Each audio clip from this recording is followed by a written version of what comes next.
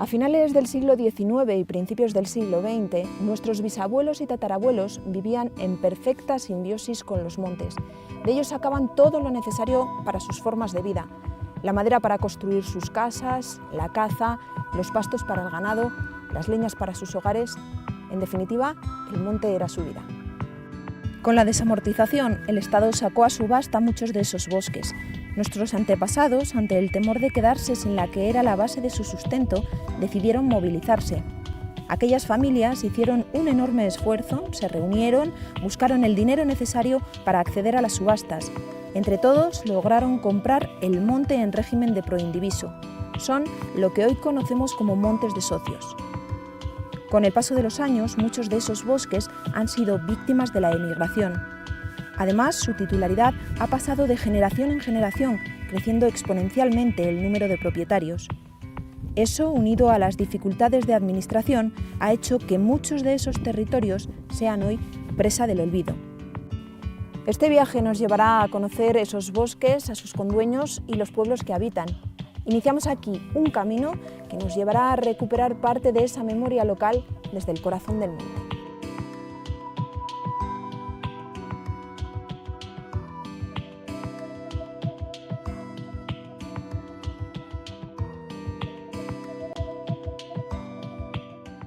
El Parque Natural del Cañón del Río Lobos constituye uno de los paisajes más bellos de España. En el interior del espacio natural, cargado de bosques de pino y sabina, se encuentra el Monte Pinar de Herrera de Soria.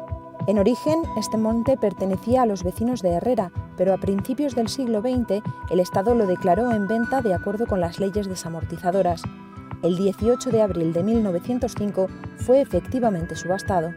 José Ortego Gómez, vecino de Herrera, remató la subasta al ofrecer por el monte 135.001 pesetas.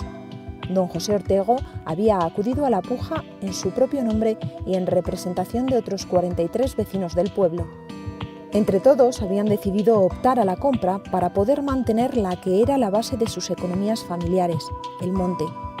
No hay que olvidar que hasta entonces habían explotado sus leñas, maderas y pastos de forma gratuita por su condición de vecinos de la localidad.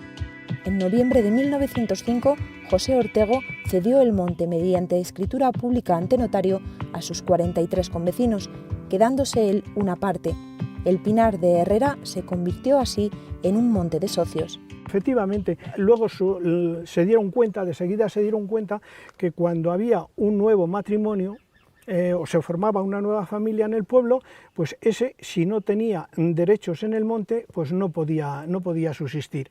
¿Y qué hicieron? Pues acordaron darle participación de uso y disfrute, ¿no?, del monte, con lo cual tenía que pagar una cantidad de 150 pesetas, las pagaba en 3 anualidades, que hoy nos parece que es una miseria, pero hoy es contar a nuestros mayores, y con esas 150 pesetas compraban una yunta de vacas, que la utilizaban para labrar y tal, ¿no? Digo esto por la importancia que tenían aquellas 150 pesetas. De esa forma, entrando siempre que uno de los cónyuges fuese descendiente de aquellos compradores.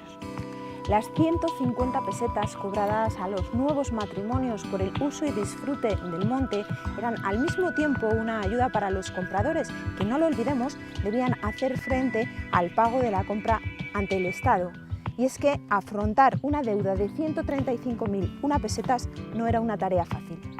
De hecho, apenas unas semanas después de la compra, se vieron obligados a vender la producción de madera a diversos compradores de las provincias de Segovia y Valladolid por un periodo de 40 años al precio de 75.000 pesetas, reservándose el poder utilizar la madera que necesitaran para construir sus casas y las leñas.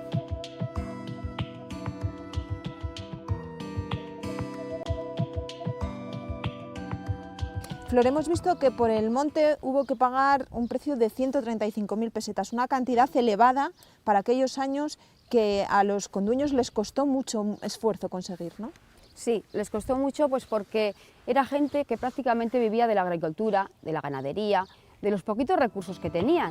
Con el paso de los años, una vez recuperada la posesión, los condueños, preocupados por la administración del monte, al ver su avanzada edad y que los vecinos del pueblo se van marchando, deciden crear una asociación de herederos de los compradores originarios del monte. Es en el año 2007 cuando se da el paso definitivo para la gestión del monte. El 5 de junio de ese año, en la plaza de Herrera, 11 personas, herederas de los que compraran el monte un siglo antes, constituyen la Junta Gestora del Monte Pinar.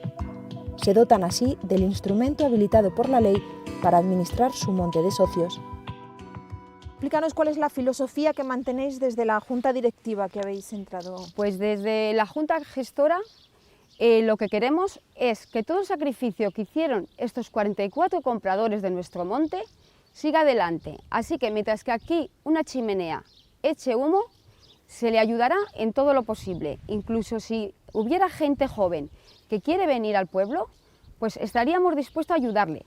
Gracias al monte se pavimentaron las calles, que en la actualidad todavía no hemos terminado de pavimentarlas, pero es algo que tenemos pendiente y que seguimos haciéndolo gracias al monte.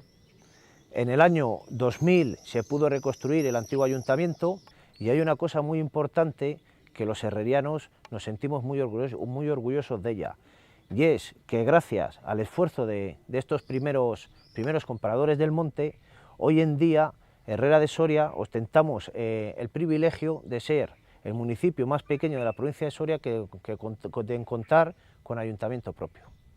Es decir, que en la actualidad, pues gracias a los recursos del monte, pues seguimos financiando el alumbrado público, seguimos con obras, por ejemplo, de pavimentado, seguimos colaborando con todas las actividades que se realizan en el pueblo, principalmente o fundamentalmente en la época de verano, que es cuando más habitantes tiene el municipio.